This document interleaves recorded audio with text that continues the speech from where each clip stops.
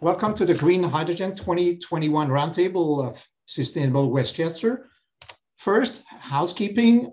This is a not the webinar Zoom. That means that everyone can actually speak and talk, but everyone is muted upon entry and hopefully remain unless we ask them to speak.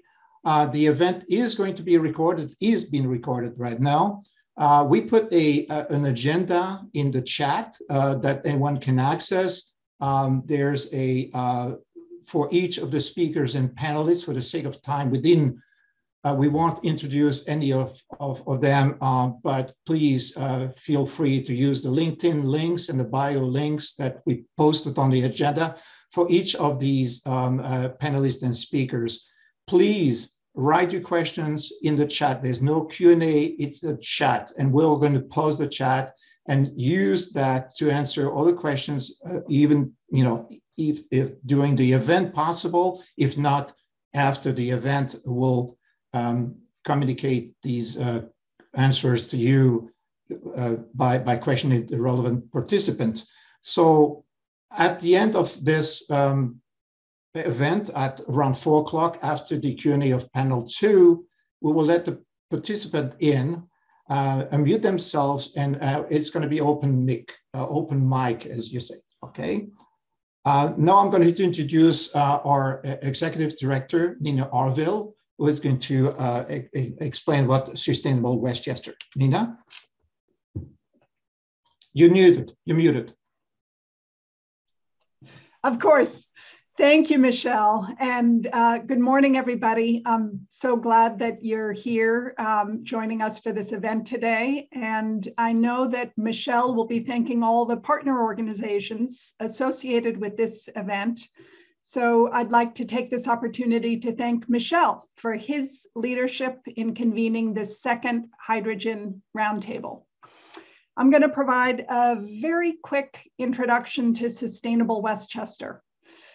Sustainable Westchester is a nonprofit consortium of Westchester County municipalities that facilitates effective collaboration on sustainability initiatives. Our goal is to bring socially responsible, environmentally sound, and economically viable programs to our 45 member municipalities, and to help the county achieve the targets established by the CLCPA. We have a growing portfolio of programs at Sustainable Westchester. These include our community energy programs. First off, Westchester Power, which is the first community choice aggregation program in New York State. It delivers electricity supply to over 115,000 households, about a third of the county. And community solar, we've done the customer acquisition for over 23 megawatts of community solar.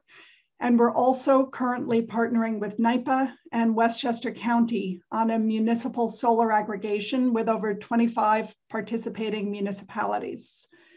We'll be integrating community solar into the Westchester Power program later this year. Next are our electrification solutions, which include clean heating and cooling for both residential and commercial buildings, and clean transportation. Our grid efficiency work is headed by Michel and includes Grid Rewards, the first residential demand response program in the state, and a virtual power plant initiative that aggregates residential solar and battery storage. In addition to these energy-related programs, we also have zero waste programs. So now I'm going to turn it back to Michel to kick off this important discussion about the role that hydrogen can play in helping us achieve our clean energy future. Thank you. Thank you, Nina. And why Westchester County and why hydrogen? The county is about 1 million inhabitants and generates less than 2% its own electric consumption, mostly from solar. The rest of our energy needs are to be brought in from outside. Electrify everything has its limits. We're already stressing the 130-year-old grid, as we call it, using a old kinetic paradigm of electricity generation and delivery to the point of users. And the grid is very inefficient. We badly need energy storage to change all of this.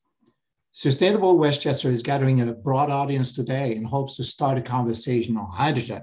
Hydrogen can play a major role as a form of energy storage. It has a high energy density. It can be used as is or as a feedstock for numerous energy molecules that we can use. And it can be rapidly transferred or as a gas or a liquid. This event here will be structured as a session on speakers that will engage you into what is green hydrogen. There will be a panel following that on the production and storage and all the possibility of direct derivatives as a storage solution. And the panel is like a broad conversation on what and where we're going with this in New York State, what policies and regulations should be in place for that. And we want to thank our partners, in particular, the Alliance for Clean Energy New York. Cal Rabin was my partner on this, one fantastic job on this. We want to also thank New York Battery and Storage Consortium, your best. Bill Acker is on this as well, and the Pace Energy and Climate Center, and which is our partner as well on policy and regulation. Now, I want to introduce you to Dr. Nelson of the Green Hydrogen Coalition. Laura, you can unmute yourself, and I'll drive you through the slides. Great, thank you so much, Michel. It's really awesome to be with everyone here today. And Nina, thank you for that excellent overview around what Sustainable Westchester is and what you're up to. You're absolutely to be commended for all the activities that are underway to provide for decarbonized solutions in our power systems. So that's really exciting. And that's what we're up to at the Green Hydrogen Coalition as well. So next slide, please. Our mission really is to facilitate policies and practices that will advance the production and use of green hydrogen as one of those very important tools in all sectors where it will accelerate a carbon-free energy future. And our approach really is to prioritize large projects at scale that can simultaneously leverage supply and demand so that we can realize those multi-sector opportunities. So next slide, please. As Michel mentioned, I mean, the power, if you will, no pun intended, of green hydrogen is that it can, in fact, decarbonize multiple sectors: agriculture, high heat, industrial applications, transportation, power, mining, and the energy sector and energy storage. And hydrogen is not new as a resource in many of these applications. We use it in some transportation today. It's used in industrial applications. It's used in ammonia processes. It isn't largely used in the power sector, and it hasn't been a significant energy storage opportunity, except perhaps as we see more fuel cells deployed. And it's also used in mining. The challenge is that, in fact, most hydrogen produced today is made from fossil resources, so it has a significant carbon footprint. So if we really want to get to decarbonization across multiple sectors, we have to include how we produce this product as well. So next slide, please. So that brings me to our definition of green hydrogen. And we have been, in fact, socializing this in a number of places. In California specifically, there is a bill presently in place, SB 18, and that is where we have defined green hydrogen as a gas that is not produced from fossil feedstocks and does not produce incremental carbon emissions during its primary production process. We've also recently seen this definition adopted in Montana as they have implemented a green hydrogen incentive program. I think has now gone to their governor for signature, and also seeing it socialized across the West today. And hopefully, I think that this definition of green hydrogen can support our decarbonization goals within the power sector and other sectors as well. So I want to focus just a bit on the power sector. Next slide, please, because this is where the big, I think, game-changing potential is today. what we do with storage, right, is we bottle sunshine and wind so that when those renewable resources are producing energy in excess, we can store it and then deliver it later when that energy is needed. The same thing can happen with green hydrogen, except at a much larger scale and for longer duration. And we're seeing a project today happen in the West, which is the conversion of the Intermountain Power project. So I want to tell you just a little bit about this project. Remember, I mentioned our approach is to really focus on these scalable projects so we can provide for multi-sector decarbonization. This is one of those large scalable projects. So next slide, please. Today, the Intermountain Power Project is an 1,800 megawatt coal-fired facility. And that coal-fired facility is going to be decommissioned by 2025 and recommissioned as a combined cycle combustion turbine that will burn green hydrogen on day one of operation. So there will be local production of green hydrogen, and there will be repurposing of infrastructure that is already in place near the Intermountain Power site to provide the resources required for this transformation. There is a large renewable energy system surrounding this particular site. There's already transmission lines in place, significant transmission lines that can provide for delivery of power specifically to California, but to also other off-takers. There's a lot of land and water. The water is going to be important for providing a resource for electrolytic hydrogen production. There are also salt domes located near this site, which can be used for storing the hydrogen, so that long duration energy storage. And there's also an incredible workforce there that can be trained and utilized to provide the skill set that's going to be needed to deliver this project. So this is real time happening. We're talking less than 5 years that this project is going to be decommissioned and recommissioned really as a significant green hydrogen project. So next slide, please.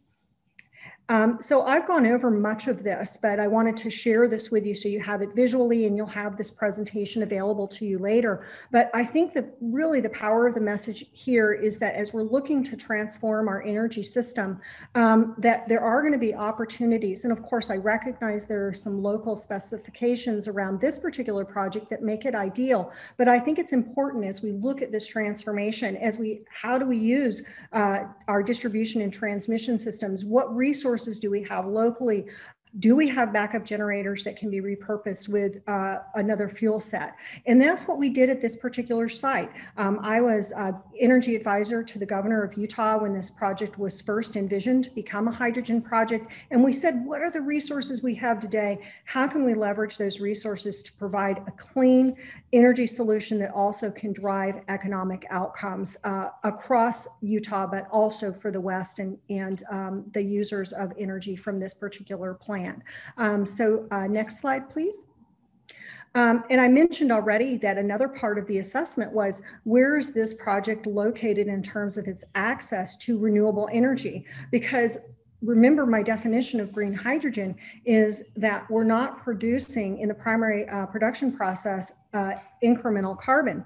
And so what are the resources that you're going to have available to produce that hydrogen to assure that it's green hydrogen? And I already mentioned, of course, there's water at the site that can be used for electrolytic hydrogen production, but there's also a lot of renewable energy in and around this area. And so this project not only supports how we can capture that wind and solar when it's not needed for the system and put it into the production of green hydrogen, which can then be stored and utilized later in a combustion turbine to provide energy back to the grid when it is needed. And so having these renewable resources in the area was an important part of our assessment. And so I see all the work that Sustainable Westchester is doing around realizing increased renewable development. I think that that's super important for how we can drive other clean energy and energy storage opportunities as well. And so this project is going to support that clean energy hub overall and allow for expansion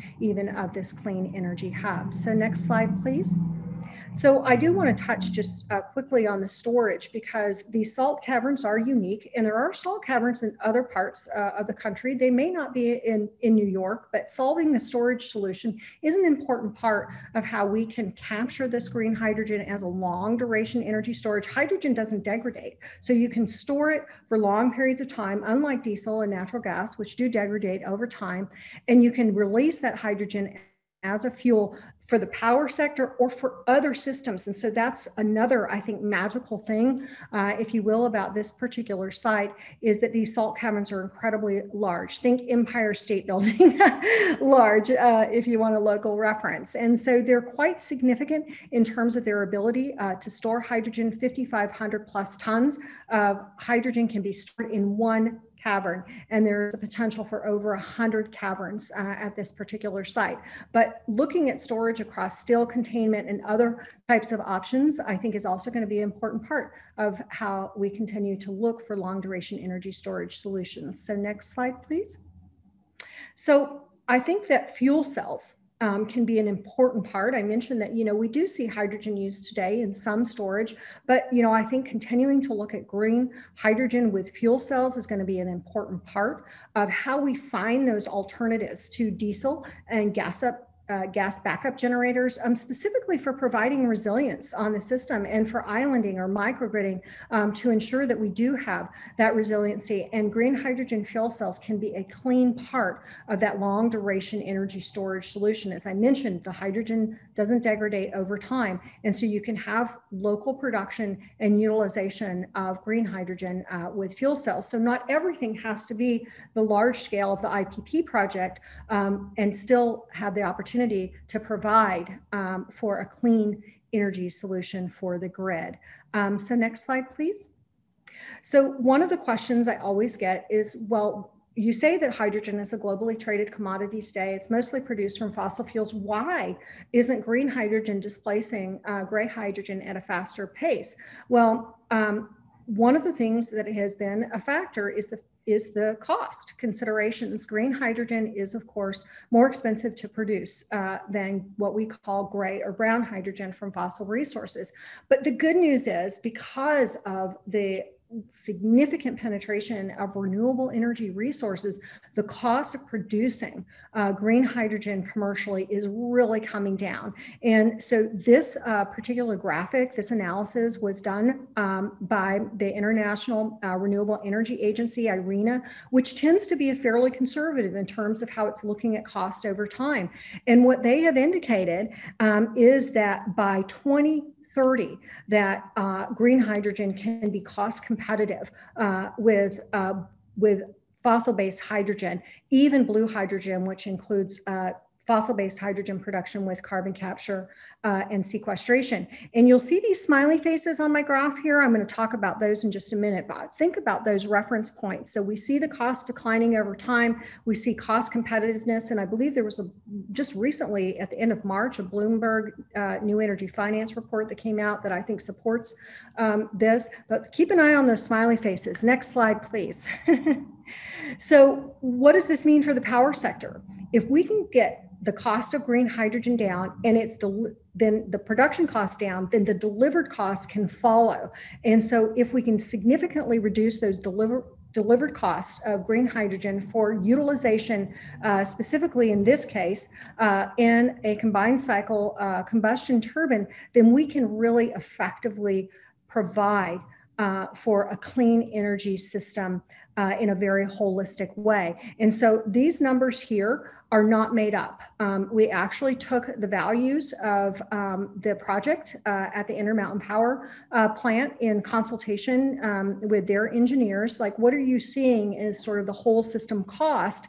And we integrated different cost prices for hydrogen over time. So remember my graph with the smiley faces? IRENA's projections, 2028, we can be at $2 a kg production costs for green hydrogen. What does that mean for the levelized cost of delivering hydrogen? $116 a megawatt hour. Then by 2035, we're down to $1.50. That's $87. 2045, $58. And if you think about the cost of having to go out on the market and purchase power when you're having a system challenge, you know, whether it's a winter issue or a summer issue, that cost can be very, very high. So these costs are not out of line with what we might see in the market. And they're certainly, I think, very reasonable in comparison to what you might have to experience if you had to go purchase power in a wholesale market during a particularly system stress time. And so we said, listen, this all seems very reasonable, but then if you take this and you blend it with all of the renewables that are on the system, because you know you're going to provide this additional capacity to support dispatch on the system, and so you're going to be blending it with all of those renewable energy resources, which we know are incredibly cheap today, right? And they are the cost competitive option, wind and solar. And if we do a blended analysis, the market rate comes down even further. And so these prices that we have in this last column, $42 by 2028 in terms of a blended cost opportunity for this specific project, is not unimaginable. It actually is real and potential. So scale is going to be critical to bringing down costs. So how do we get to scale? Next slide, please. Well, we have to really come together. We have to come together and work on the various opportunities that exist to utilize green hydrogen. And one of those ways, and I do want to mention this because I think that, you know, there are some questions and challenges around the full energy system. We have to decarbonize multiple energy systems, and that includes the natural gas sector. And so we do see projects occurring across the country today that are going to start producing green hydrogen, injecting it into pipelines that exist today, and moving forward with the process of decarbonizing those systems as well. It won't happen overnight, but I think it's important to recognize and support those projects because this incremental increase in scaling is going to be fundamental to seeing green hydrogen delivered at scale. So next slide, please. There are also a number of projects that have been announced, and continuing to support all of these projects across the power sector is also going to be very, very important. So this is a list, kind of just a summary, if you will, of projects. Of course, I've talked about the IPP project, which is the largest project of its type in the world, but we also see others that are engaged in piloting or scaled production opportunities for green hydrogen within the power sector to provide for that clean energy solution. So next slide, please.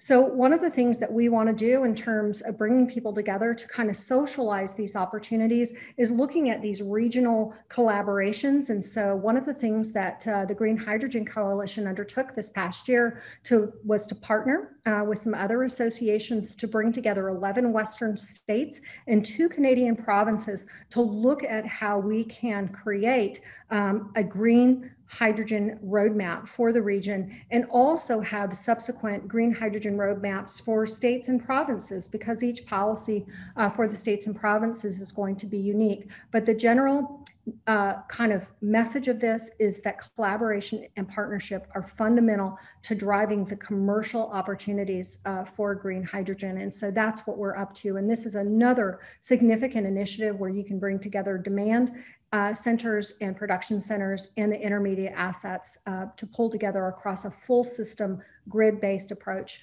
to delivering green hydrogen. So next slide, please. So practical policy solutions are also going to be really key. There's lack of education. So an important part of what we do at the Green Hydrogen Coalition, we are actually a 501c3, is to provide education. I'd love for you to check out our website. We have a Green Hydrogen Guidebook, the first in kind that we produced to proactively educate stakeholders, policymakers, environmentalists, anyone who's interested in what green hydrogen can do as a game changer in our fight to protect our Earth and address climate change. So we think it's important to continue to address the cost. There are pathways to look at how we can incentivize and encourage demand and production. We need to formally recognize green hydrogen as a resource, and it needs to be modeled in plans, including plans around decarbonization.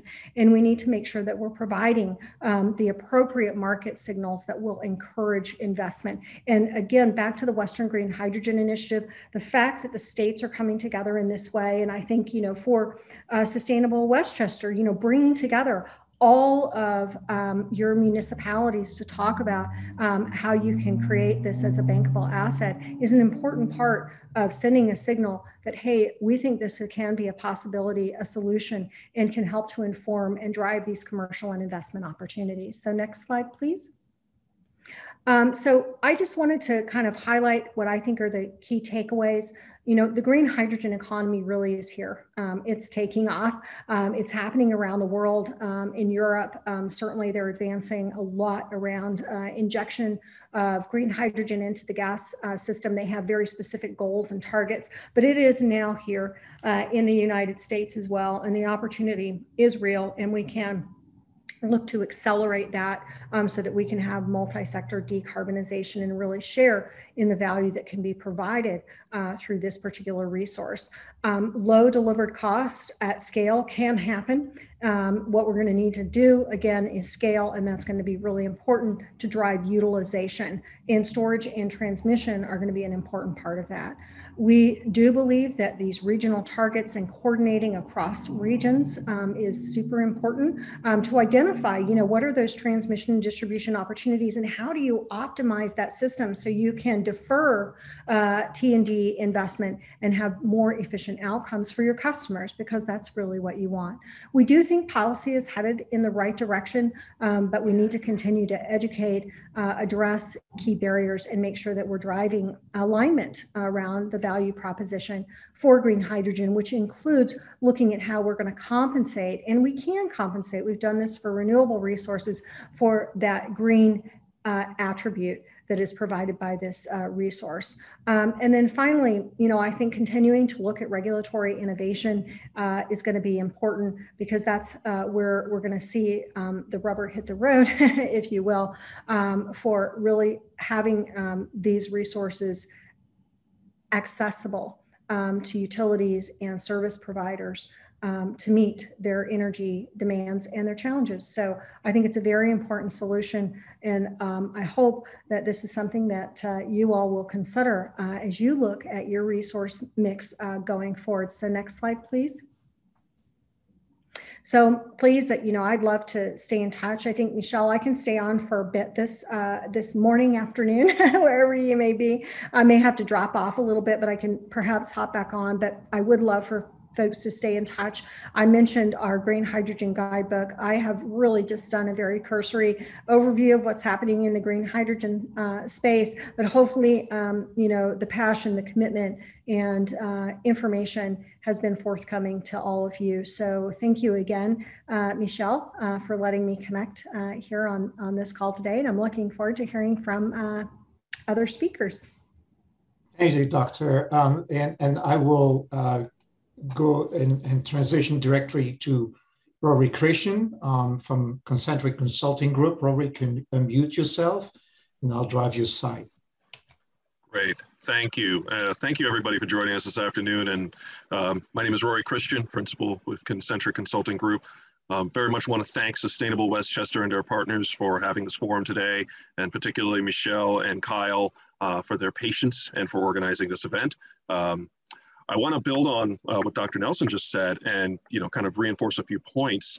Hydrogen being a global commodity is an important factor, but also it's important to recognize that America currently produces 1/7 of the global hydrogen trade. So we are one of the major players in this field. Additionally, we are not alone in discussing hydrogen. European Union, Asian countries as well, are all looking at hydrogen as a potential diverse resource for including in their climate and energy goals. Next slide, please. So when we look at New York State, we look at the CLCPA, the main thrust is decarbonization. And we all know why we need to decarbonize. But when I think about decarbonization, I think about it in the context of climate change and local air quality. And I particularly think about it in the perspective that generally these two things disproportionately affect disadvantaged and low-income communities. So as we look to solutions for decarbonization, we should very much keep in mind solutions that will be lowest cost, easiest to implement, and also address the needs of those communities most expeditiously. Next slide. And we see the beginning of that happening in New York State through the CLCPA, the Climate Leadership and Community Preservation Act, but also through Biden's $2 trillion infrastructure investment plan. Hydrogen is featured relatively prominently there. The General Service Administration and Department of Energy have also entered significant discussions on how to incorporate hydrogen into their portfolio. And the power plant that Dr. Nelson mentioned earlier is a prime example of what's possible. But to really kind of drive that point home, that power plant is only going to be running with a mix of 30% renewables, with the balance being, 30% hydrogen with the balance being natural gas. The future we're hopeful to see is a future where we can have these power plants operating 100% on hydrogen. And why that's important will be clear when you look at this chart. This is from a recent NYISO report documenting the current status of power generation in New York State. And as you can see, the orange areas of the chart, the biggest pie chart represents the whole state mix, and the smaller one to the right represents the downstate region. Though fossil fuel production represents 30% of the overall state mix, in reality, downstate, it's the lion's share of production. So when I look at this problem, I really do see an upstate and downstate divide. And when we think about the density of the population downstate and the populations that are surrounding these existing power plants, my immediate question is, how do we make sure these power plants are shut down? How do we make sure that they transition away from emitting criteria pollutants and CO2 and others towards zero emission, climate neutral energy production? And one possible pathway to that could potentially be hydrogen. Next slide, please. Now, we look at what New York's goals are, and we see that there's the meeting of the needs, but there's also a need for a reserve capacity. This is part and parcel with every ISO, RTO, and power plant, power generation and power management body out there. You design the grid not to meet what you need, but to meet all possible needs that are feasible. And in designing the grid and meeting the needs, there's clearly a recognition in New York State that we need a little bit more power than what is available within the state. When you look at this chart, you'll see that some of this reserve capacity is met by imports from other states. The key thing to take away from this is this must be dispatchable. This must be available on demand. This must be available as needed. And intermittent renewables currently are not able to do that. And for the foreseeable future are not able to do that alone unless they are paired with some sort of storage. Next slide, please. Now, in looking at the models, we see that 2030 becomes a threshold year for when things start to change in New York. According, again, to the New York ISO, at this point, there will be a need for increasing dispatchable resources. Battery storage at this point can still be utilized, and that's the existing chemistries that we all know and love. But beyond 2030, as we increase the amount of renewables penetrating the market, we're going to need additional storage capacity in some way, shape, or form. We're going to need to meet needs, both from an ancillary services perspective and a generation perspective, that, simply put, renewables will not be able to meet on their own. And when we think about what those potential options could look like, we have a myriad of options. Again, we could increase the renewable build out significantly above and beyond what is technically needed to meet our basic needs. We can increase the amount of battery storage, but at some point, increasing those needs becomes uneconomical. And we must ask ourselves, is there a better way? Is there a more efficient way? And most importantly, is there a more expeditious way to achieve immediate emissions reductions in the near term using existing assets that are available to New York? Next slide. The problem is compounded even further when you take into consideration the capabilities of the resources available. The chart on the left indicates hourly balancing, and with, again, batteries and load flexibility, we can meet those needs over an hourly intraday period. However, when we look at seasonal issues over a winter or maybe a cloudy summer, we come into an issue where the current future outlook for renewable energy growth and battery storage deployment simply will not be sufficient. And this is something NYISO has documented repeatedly in several reports, and I'm grateful that Mr. DeSocio is going right after me to reinforce hopefully some of these points. Next slide, please. Now, when we look at what the scope and magnitude of this could be, we see that, again, just like the current situation, we have a significant amount of generation downstate running from fossil fuels. As we transition towards a renewable future, the need for dispatchable emissions-free generation will be just as large in New York. Again, we see a need of roughly 50% of that unmet need from what the state plans to currently deploy. We'll need an additional 32 gigawatt hours of power to meet our power needs. Where will that come from? How will that be deployed? And that is the $6 potentially trillion question. Next slide, please. Now, clearly, when we think about the needs downstate, reliability concerns require that downstate New York have a certain degree of power production to meet a good chunk of its needs. But there are physical limitations. There's only so much that can be done.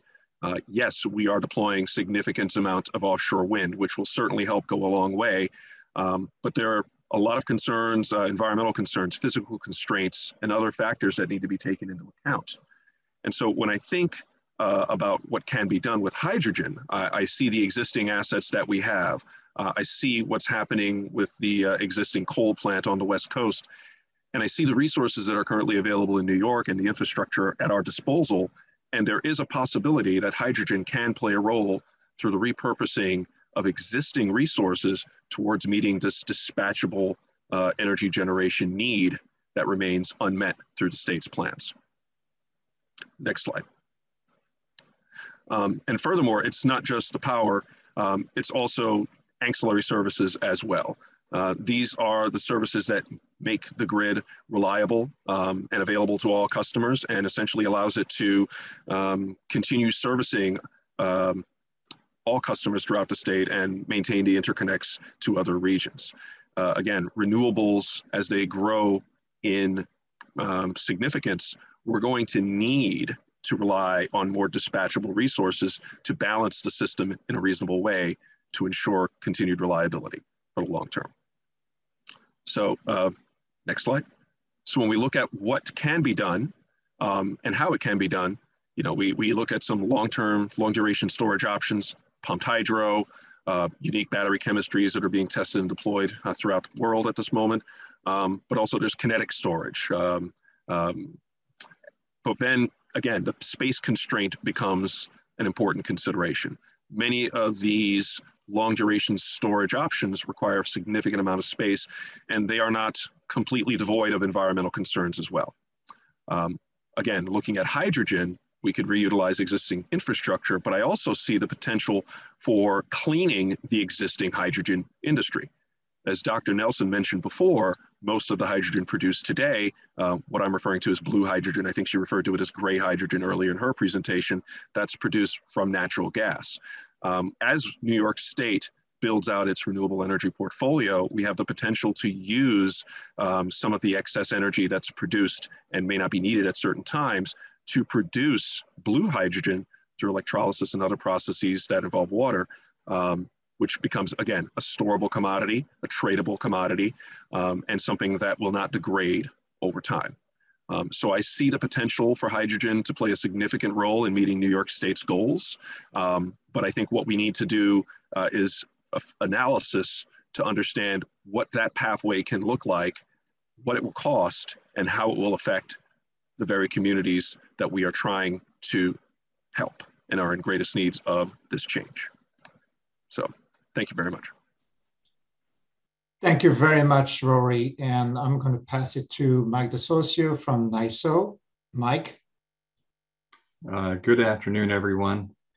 First off, I'd like to thank Sustainable Westchester and Michel in particular for the invitation to participate in today's event. Looking very much forward to continuing the discussion that Rory just started and that Dr. Nelson also contributed to.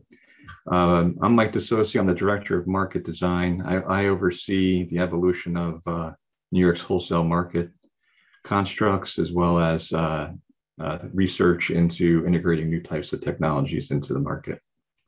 Next slide. So the New York ISO has several tenets of its mission. First and foremost is to deliver reliable electric power to all New Yorkers. And we do that in a cost-effective way using a set of wholesale markets, wholesale electricity markets that are bringing together buyers and sellers, and therefore achieving the lowest possible production cost of electricity in New York. Additional things that the ISO does help with, we do provide planning services and are assessing constantly the future of the grid. That's becoming even more in the space of everybody's thoughts, given the changes with CLCPA, and I'll talk more about that. And we also are advancing our infrastructure to make sure that we are using the best technologies possible. All of that together is really providing information to all New Yorkers and all stakeholders so they can make the best decisions for themselves and do so under the context of achieving the lowest possible cost of reliable electric service. Next slide. Next slide. So you've seen this slide, this story in several different forms. This is the newest form from the New York ISO, and that's the policy timeline. And Rory touched on this a bit. And so this got the New York ISO thinking about how do we make sure that we are prepared for the transition that is envisioned with the CLCPA. And then the chart on the right gives you a little sense of flavor as to how the energy future will change over the next 20 years. Next slide.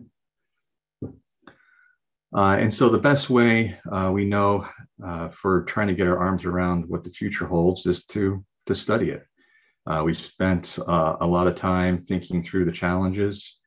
We put forth a tremendous amount of information as to our current thinking to date, and that can be found in the links below. I'm not going to touch on this much here because I want to get to the meat of the presentation, which I think is trying to bring together what Dr. Nelson was talking about and what Rory was just talking about. So next slide, please. So we spent time in the 2018, 19, and 2020 timeframe thinking about how we could possibly get our arms around the transition that the grid is facing. And so what we ended up doing is working with some consultants and pulled together what we refer to as an economic expansion model. Now, the economic expansion model is very much focused on the electric sector and electric sector alone, but it does have in it the various targets that the CLCPA has created given the passing of the law in 2019. So here, what we're looking at is the general load pattern, load shapes that you see on the grid essentially today. This is how the grid operates today. You'll notice there's a tremendous amount of fossil, that's the orange natural gas. We have eliminated coal from New York, so that's good news. And we are starting to integrate other types of resources like onshore wind. And by 2024, we'd expect some offshore wind. There's a little bit of distributed solar.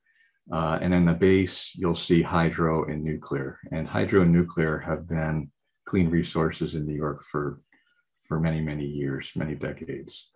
The other thing I'll point out on the bottom of the slide is that today, as Rory pointed out, there's a lot of supply, and a lot of that supply is clean upstate, and we are constrained in delivering that clean power into the downstate region of New York State.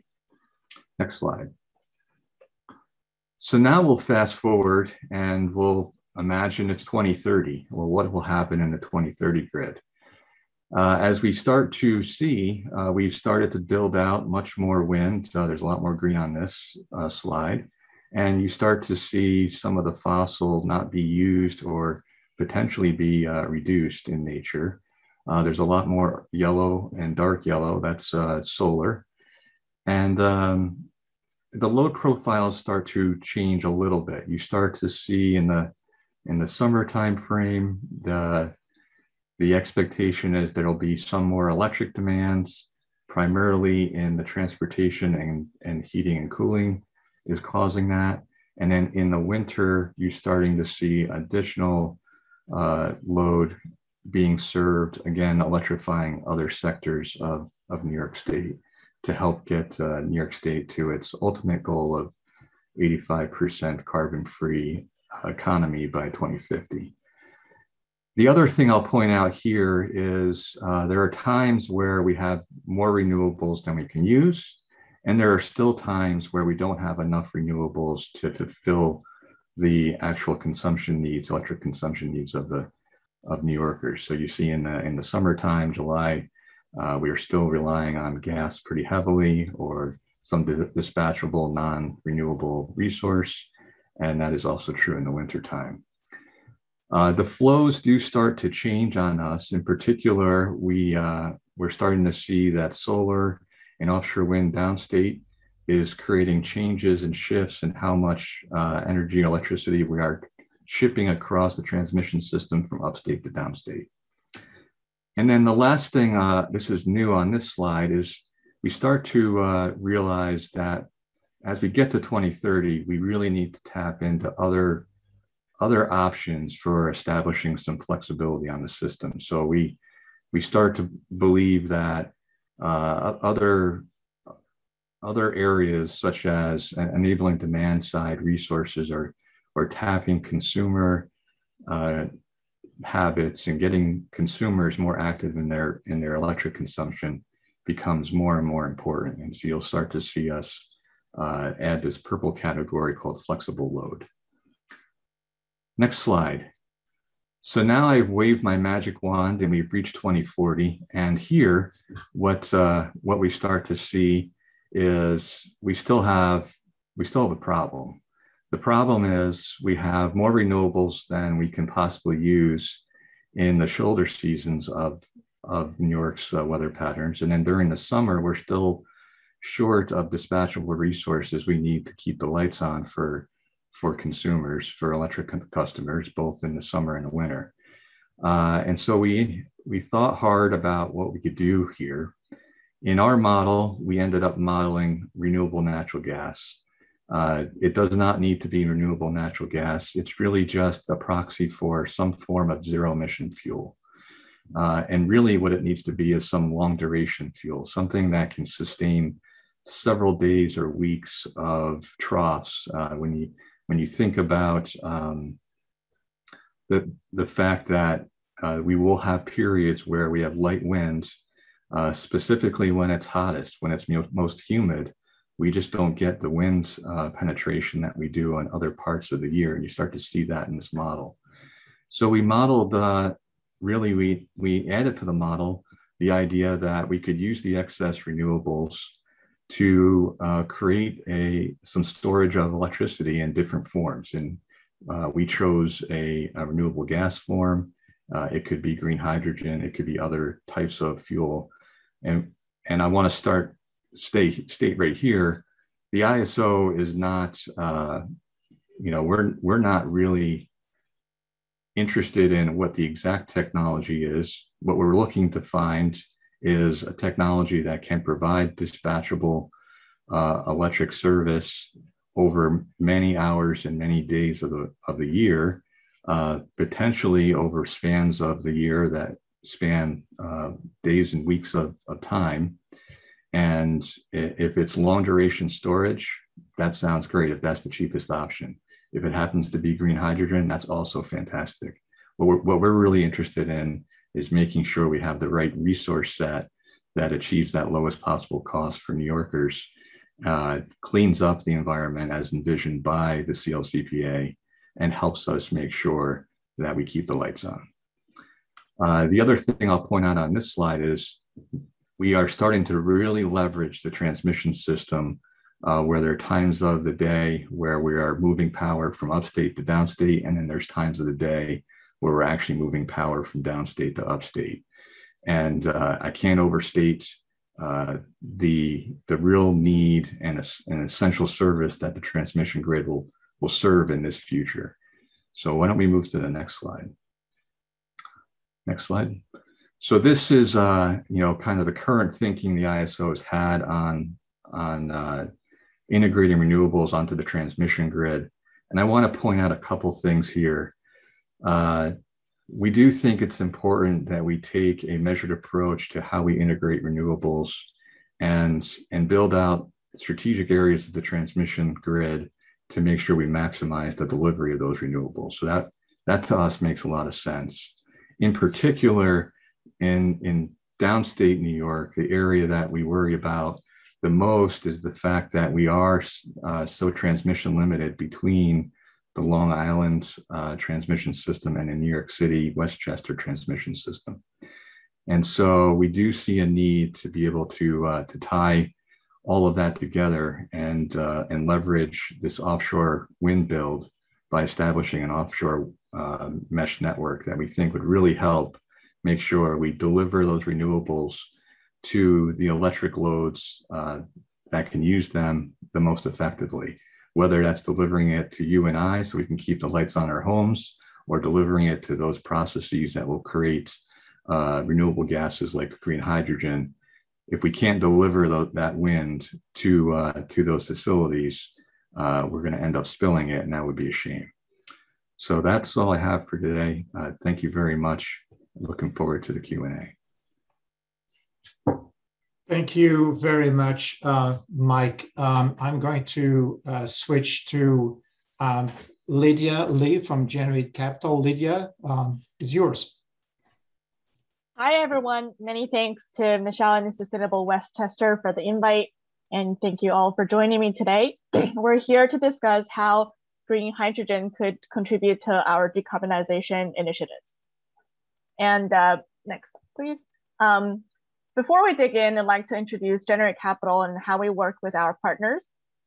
Generate is a company that finances, builds, owns, and operates sustainable infrastructure projects. We were founded in 2014, mainly to fill in a capital gap between venture capitals who finance early stage technology development and traditional project financiers who typically have very low risk tolerance and only target utility scale solar and wind projects. We partner with leading project developers, utilities, and technology vendors. We deliver sustainable infrastructure characterized by what we call the 4 Ds of the future. They're decentralized, democratized, digitized, and decarbonized. We currently have a lot of different projects in a variety of sectors across power, mobility, waste, and water. Right now, Generate operates about 2,000 distributed sustainable infrastructure assets. Many of those are actually in the state of New York, and we serve more than 1,000 customers, including companies, municipalities, school districts, and nonprofits. In New York State in particular, we're actively operating assets in community solar, fuel cells, rooftop solar, and waste management projects. So as an investor at Generate, I'm currently focused on the opportunities in the clean transportation vertical, which includes hydrogen and fuel cells. And we have already deployed over $200 million in fuel cells for both stationary and mobility applications. And Generate is currently seeking investments in green hydrogen, refueling infrastructure, vehicle fleet, and midstream projects. Next slide, please. So how does green hydrogen work? This may be a little bit repetitive of prior presentations, but I like to highlight the process again. Green hydrogen is produced by electrolyzing water using renewable energy sources, such as solar, wind, and hydropower. Particularly, hydrogen can be generated when there is abundant renewable sources and stored as liquid or gas. And that serves as a pretty unique type of long duration storage. Once the power is needed, then we can generate electricity using hydrogen fuel cells. This completes the cycle of green hydrogen production and usage with zero emission. Next slide. Yeah, so as we all know, green hydrogen production is not widely adopted today. And why is that? What are the challenges? In order to produce green hydrogen, the two largest cost components are electrolyzer equipment cost and renewable power cost. Electrolyzer equipment costs today basically range from $600 per kilowatt to $1,000 per kilowatt. And we believe that that has significant room to fall because manufacturing facilities are scaling up. As an example, now who is an established electrolyzer vendor, they announced a 10-fold expansion of their manufacturing capacity over the next couple of years. And with the expansion, there will be significant cost improvement. The other component of green hydrogen cost is electricity, what we call the feedstock expense. This really varies geographically. And as we all know, the economics of powering electrolyzers with curtailed renewable energy is very attractive because you really are not paying for the electricity. But the key challenge of just doing that is the utilization rate of your electrolyzers tend to be pretty low because during a certain time of the day or certain time of the year, you will not be able to utilize electrolyzers. So now the question becomes, how do we balance the two large cost components and really be able to generate a large scale for a low cost? In the state of New York, even though renewable energy curtailment today is not as big of a problem as some other markets like California or Texas, we expect that this would require a better solution when a lot of the offshore wind is coming online.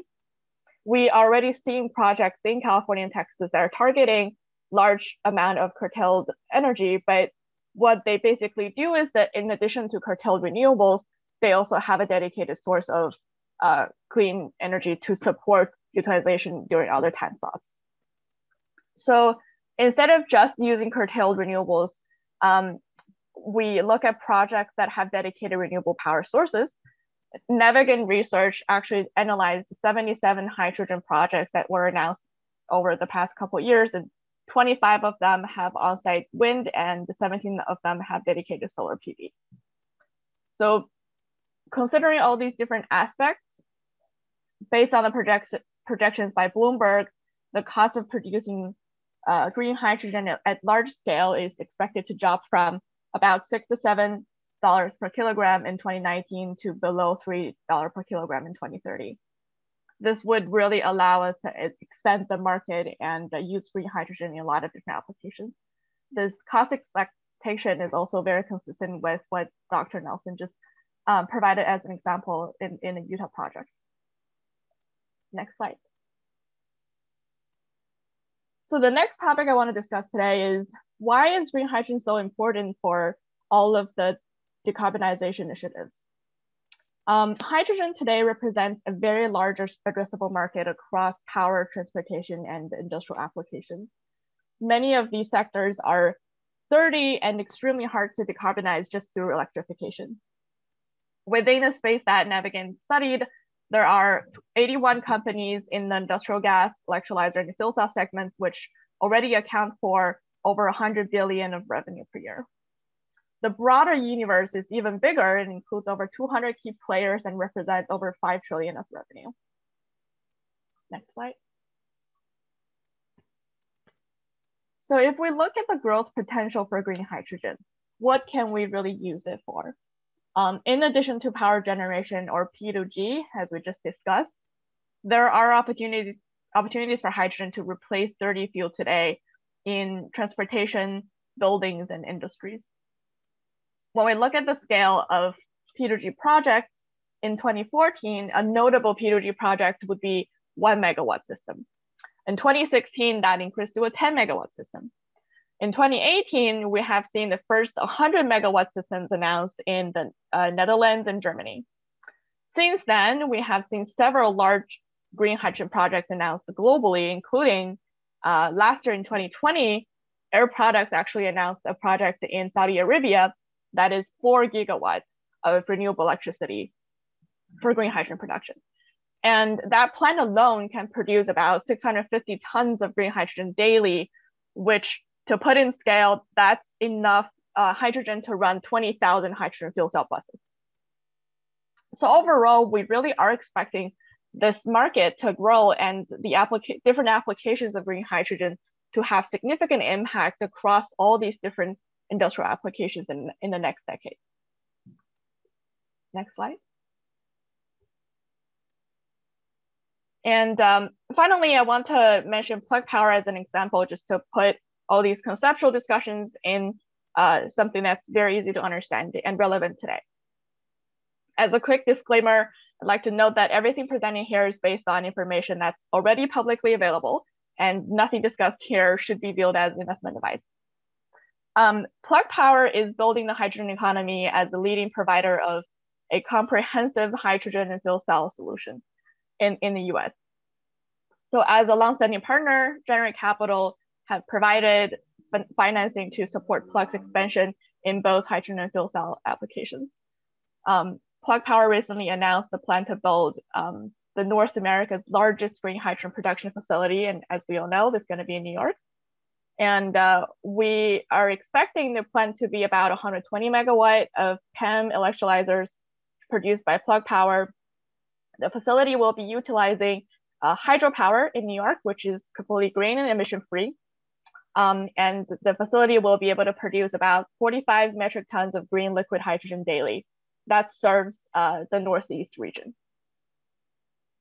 And in addition to the New York production facility, Plug Power is also expected to expand from about 80 refueling stations today, dispensing 28 tons of hydrogen, to over 500 refueling stations, dispensing over 80 tons of hydrogen in 2024.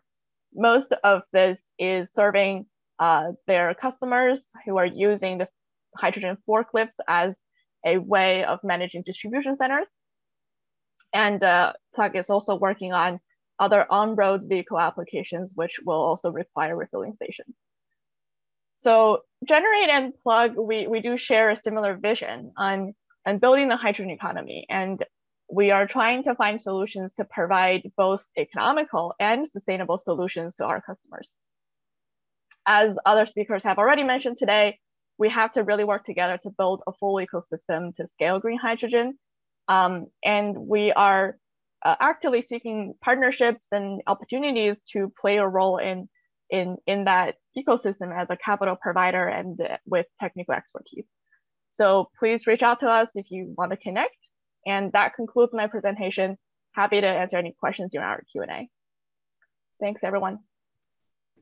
Thank you, Lydia, and appreciate that you guys worked out to be on time, which is a miracle in these presentations. And I will open the floor. Actually, I will open the floor to the chat. So we collected a few questions through the chat that I will share among the panelists. Well, we'll call them speakers here. It's in between Dr. Nelson, Lydia, Mike, and Rory. The first question I see is that if you were to convince a developer for renewable energy generation to consider hydrogen as a complement or a solution to their project, what kind of challenges and opportunities that you will speak about? And anyone can pick that up. And they have to unmute themselves. Any candidate for this? Yeah, you know, this is Laura. I'm happy to jump in. I mean, I appreciate, you know, Lydia highlighting, you know, what's happening with, you know, the production of electrolyzers. And even though electrolyzers have been around for a long time, the scale up to really manufacture and produce those electrolyzers is challenging. And so it's a little bit of a chicken and egg problem where one, we've got to see the demand. So there's got to be the offtake that's going to support the investment. And so that's got to be key. And then once you can realize that, there is going to be some challenge with scaling up just in terms of, you know, electrolytic production to provide that manufacturing capacity. So I think that one of the things we're going to see, and I hope that we see, is increased manufacturing even occurring in the US and perhaps even locally. I'll say for the Utah project, we're hopeful that one of the things that can occur to even repurpose and kind of reutilize this very skilled workforce there is that we could see the manufacturing potential come along. So I think it's really, the offtake has got to be key. You've got to have those long-term contracts in place. Remember, those were super important for getting renewable energy. And we've got to see a pathway, I think, to really scaling the production of electrolyzers. Thank you, Dr. Nelson. Anyone wants to chime? Yeah, if I could just add on that, because we do require project developers to help us develop and construct these projects. A lot of renewable energy developers who specialize in solar and wind, we would think that they can just add on hydrogen and hydrogen storage as part of the project, but it actually requires very different skill sets. The permitting process, the understanding of the technology, the process and operating expenses of adding that hydrogen component onto a renewable energy project is significantly different. So from a financier perspective, we typically want to work with developers who understand both the solar and wind aspect, but also have expertise on the hydrogen side. And that really narrows down that vertical a lot. Not many teams have the ability or experience to do that.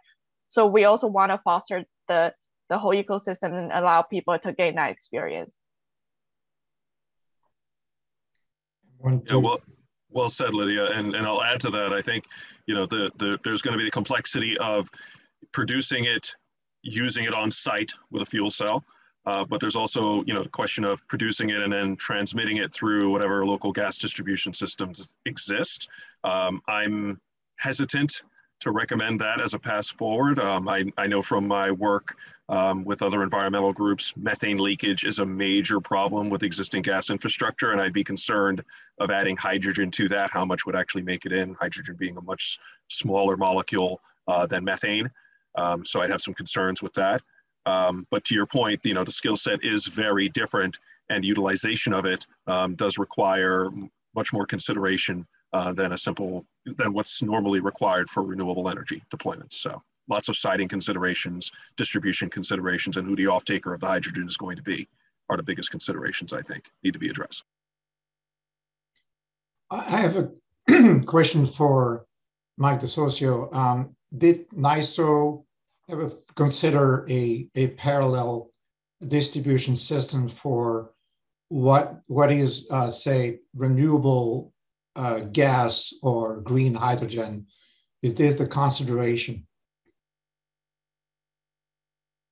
That's a great question, Michelle. We did not consider an alternate transport mechanism, whether that be for electricity or for the gas itself. There is a tremendous amount of infrastructure that already exists. I couldn't imagine the cost of actually trying to build a parallel system to the existing system. Thank you. So no, we did not do that. Obviously, when folks think about storage, they think about lithium most of the time. Obviously, there's a major difference between green hydrogen storage and lithium storage. And, they both have their own characteristic parameters and processes. Can someone make sure that people understand, kind of educate the folks here that these could be complementary, but not necessarily the same exact thing? Michelle, I could try to take a stab at that, and if others have their views, please chime in. When the ISO thinks about lithium-ion technologies, we see that the capabilities of the technologies serve the daily needs pretty well. The fact that we can use the asset to discharge and potentially shift some of the higher load portions of the day to lower load portions of the day, and and do that repeatedly day in and day out, that has some appeal, and the speed at which those resources can respond to a control action is very helpful for grid balancing. When we think about these other types of resources, we're more thinking about, we have a gap in energy capability that's going to span more than a portion of the day. Maybe it'll span 3/4 of the day to several days, possibly a week. And that's where we see the need for longer duration energy sources, such as a green hydrogen or long duration storage, where you can be generating that energy capability other times of the year and save it for use when you end up in those critical situations where you're just energy short. Maybe to say it a little more clearly, the lithium ion battery, if you had an 8-hour battery, it still takes upwards of 10 or so hours to charge it up fully if you fully depleted it. So when you start thinking about getting into 10-hour batteries, now you're getting really close to past the being able to charge and discharge that asset in one 24-hour cycle. Thank you. There's one question that relates to certifying that we are dealing with green hydrogen, how we are going to certify that the source is green or renewable and that the green hydrogen. Anyone can take that on?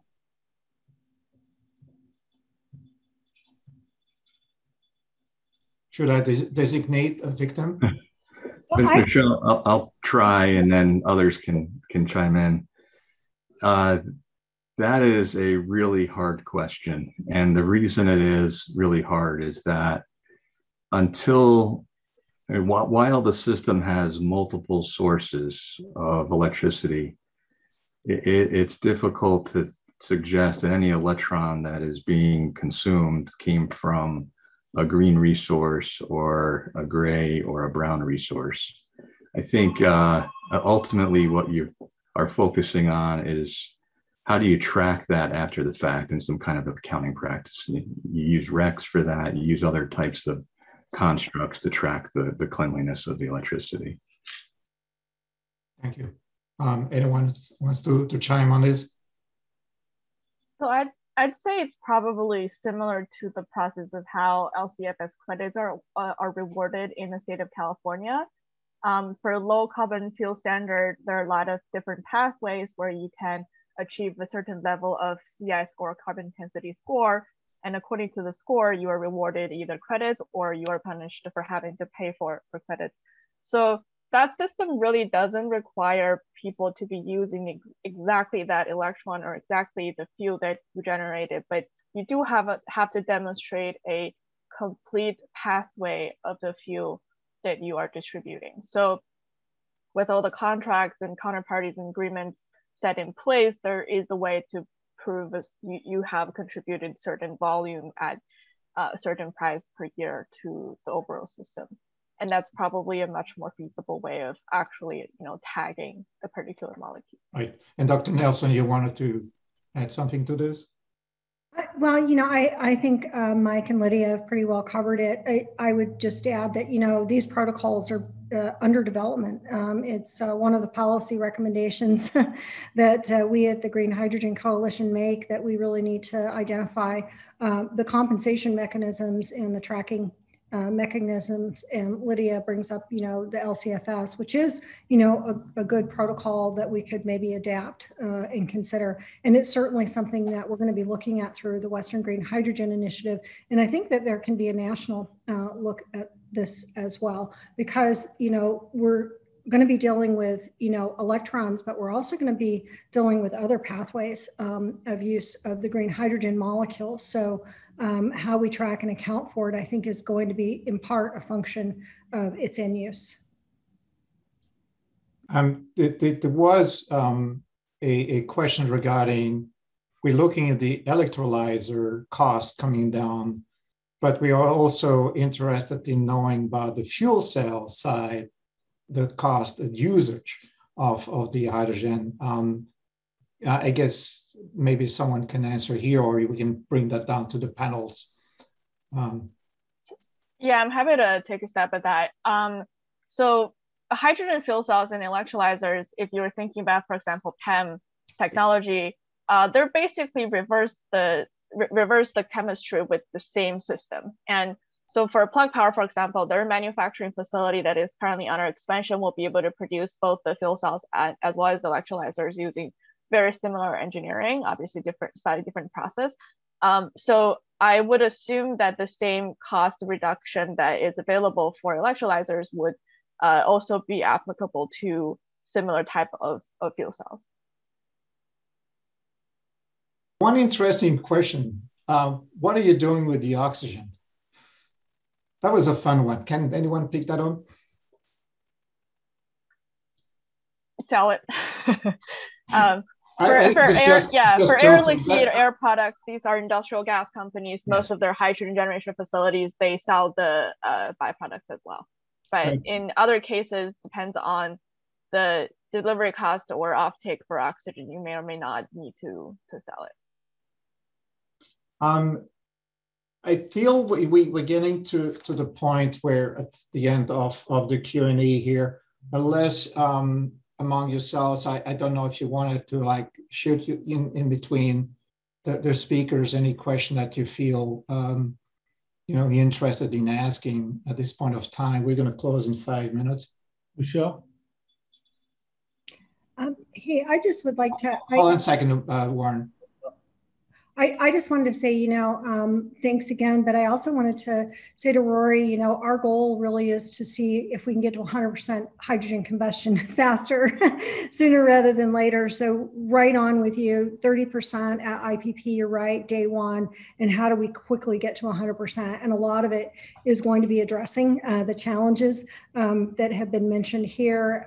It's going to be investment and driving that commercialization. So I think this has been just an incredible panel for how we look at what are those issues and how do we meet the demands for a transforming energy system. And absolutely, environmental justice has to be a fundamental part of what we're doing in that space too. So I just wanted to acknowledge that from Rory, because I think it's a really important point.